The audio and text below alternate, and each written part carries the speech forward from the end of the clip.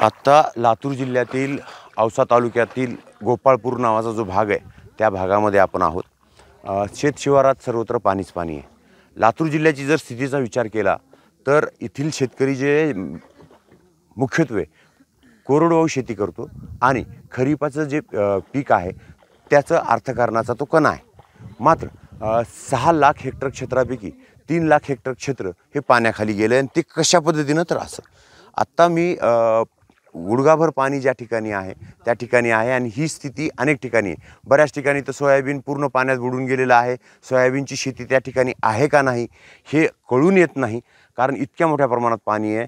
सध्या सरकारचा अंदाज आहे तो 3 लाख हेक्टर क्षेत्राचा, त्यापेक्षाही हे क्षेत्र अधिकचं आहे आणि ते ज्यावेळेस पूर्ण प्रशासनाची आकडेवारी समोर येईल त्यावेळेस ते समोरच येणार आहे। मात्र आत्ता परिस्थिती पाहता पूर्ण शेतशिवारामध्ये पाणी आहे, शेतकऱ्याचं अर्थकारण पूर्ण कोलमडून पडलेलं आहे।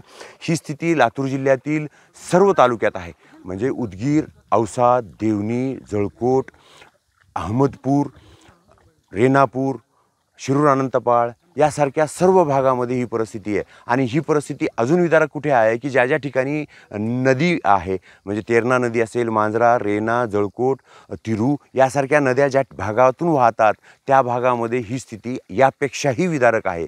आणि शेतकऱ्यांची आता मागणी आहे की रान नीट करून घेण्यासाठीचा जो खर्च आहे तो खूप मोठा येणार आहे। हातातलं पूर्ण पीक गेलेलं आहे, सोयाबीन गेलं, मूग गेलं, उडीद गेला, तूर गेलं।